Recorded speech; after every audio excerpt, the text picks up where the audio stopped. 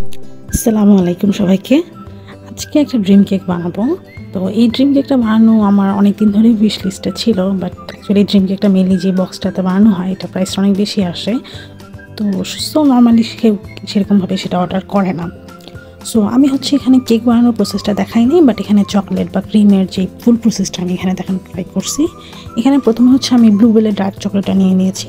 এখানে হচ্ছে যে অনেক কেউ চাইলে আরও ভালো মানের চকলেট ইউজ করতে পারেন, কিন্তু আমার কাছে মনে হয় ব্লুবেল হচ্ছে একটা লাইক নর্মাল রেঞ্জের মধ্যে একটা ভালো চকলেট। সো এখানে প্রথমে হচ্ছে আমি মানে খুব মাপ করে নিইনি, এখানে প্রায় অর্ধেক মানে আধা কেজির মতো চকলেট আমি কেটে নিয়ে দেন এখানে হচ্ছে আলাদা আলাদা করে নিতেছি।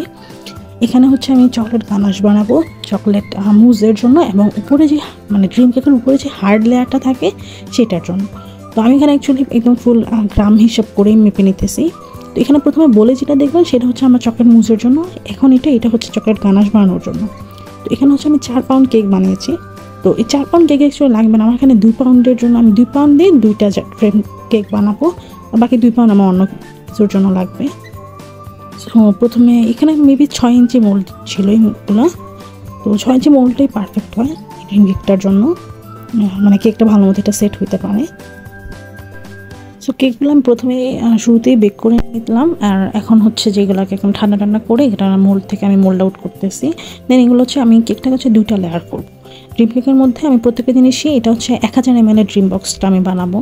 সো আমি এখানে প্রত্যেকটা জিনিসই 2 লেয়ার করে দিব, এবং শেষে হচ্ছে উপরে একটা হার্ডের লেয়ার থাকবে। নর্মালি ড্রিম কেকের যেটা বৈশিষ্ট্য সেটাই থাকে। ড্রিম কেকে মেইনলি আমার যতটুকু জানা আছে এটার মধ্যে হচ্ছে ক্রিম, নর্মাল যে চকলেট ক্রিম সেটা না, এখানে হচ্ছে চকলেট মুজ হিসেবে ইউজ করা হয়।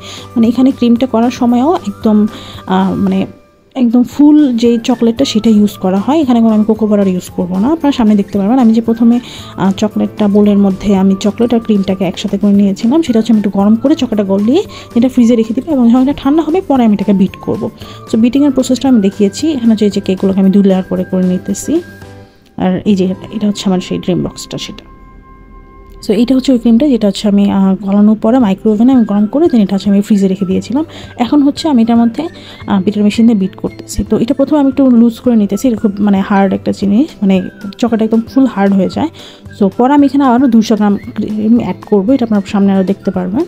তারপর হচ্ছে এটাকে একদম বিট করবো, বিট করে একদম ফুললি এটা চকলেট মানে পাইপিংয়ের কনসিস্টেন্সিটা আনবো। এই যেখানে 200 গ্রামের মতো আমি অ্যাড করেছি, পরে আরও করার পরে এটা একদম ফুল পাইপিং কনসিস্টেন্সি। এটা হচ্ছে চকলেট গানাশ, এটা হচ্ছে আমার সেই চকলেট সিরাপ যেটাতে সোক করবো, আর এটা হচ্ছে আমার সেই 2টা ড্রিম বক্স। সো আমি প্রথমে অ্যাকচুয়ালি আমার একটা মাপ মানে গ্রামের হিসাবটা আমি করে নিতেছিলাম, সেই জন্য আমি ড্রিম বক্সগুলোর ওজনটা চেক করে নিলাম। সো প্রথমে হচ্ছে আমি যে নিচে এখানে আমি পাইপিং বোর্ডকে নিয়ে নিলে এটা ইজি হয়। তো 2টার মধ্যে আমি একটা লেয়ার করে চকলেটের মানে কেকের বেস, তারপর হচ্ছে চকলেট সিরাপ। আমার অ্যাকচুয়ালি চকলেট সিরাপ দেওয়াটা অনেক বেশি হয়ে গেছে, এটা আমি যখন একটাই আমার অর্ডারে ছিল, একটা ছিল আমার বাসার জন্য। তো আমার বাসাটা যখন টেস্ট করতেছিলাম তখন মনে হলো চকলেট সিরাপটা তুলনামূলক একটু বেশি পড়ছে, এটা খুব একটা অসুবিধা মনে হয় নাই, বাট স্টিল একটু কম দিলে ভালো হতো। সো এখানে হচ্ছে পাইপিং ব্যাগ দিয়ে আমি 1 লেয়ার প্রথমে ক্রিম দিয়ে নিতেছি, তারপর এটাকে স্মুথ আউট করে দেন হচ্ছে আমি এখানে চকলেট গানাশটা অ্যাড করবো। 2টার মধ্যেই সেমভাবেই প্রসেসটা হবে।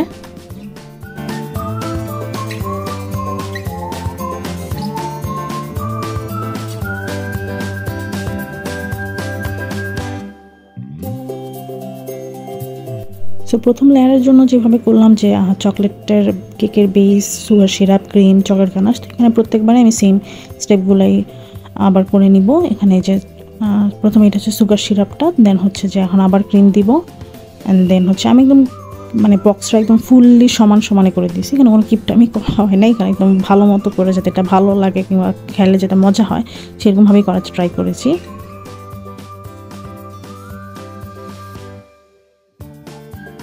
আবার চকলেট গানাশ দেবো, চকলেট গানাশ দেওয়ার পর আমি কেকটাকে একটু সেট করে নেব, দেন হচ্ছে যে আমি একদম উপরে যে হার্ডের লেয়ারটা সেটা দিব, নয়তো একসাথে উপরে সাথে দিয়ে দিলে 2টা মিক্সড হয়ে যাবে।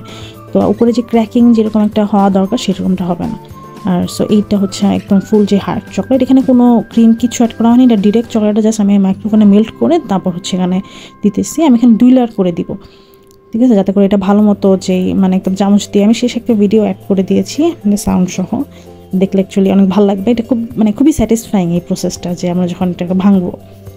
তো আমার শেষে অ্যাকচুয়ালি 2টার প্রত্যেকটা ওজন আসছে 750 গ্রাম করে, এবং ইয়ার ওজন ছিল হচ্ছে যে বক্সের ওজন 126 গ্রাম, সো প্রায় 600 গ্রাম আসছে, 600 গ্রামের চেয়ে বেশি হয়। প্রথমে বাটারফ্লাই দিছিলাম, বাট পরে মনে হলো এটা সুন্দর লাগতেছে না, বাটারফ্লাইটা আমি তুলে ফেলি। আর এটা হচ্ছে উপর দিয়ে আমি কোকো পাউডার ডাস্ট করে দিচ্ছি। কোকো পাউডার বা চকলেট পাউডার যেটা ইচ্ছা সেটা ডাস্ট করতে পারেন। আমি কোকো পাউডারটা ডাস্ট করছি এবং খুবই হালকা পরিমাণে, তো এটা মানে তেতো তেতো লাগবে না।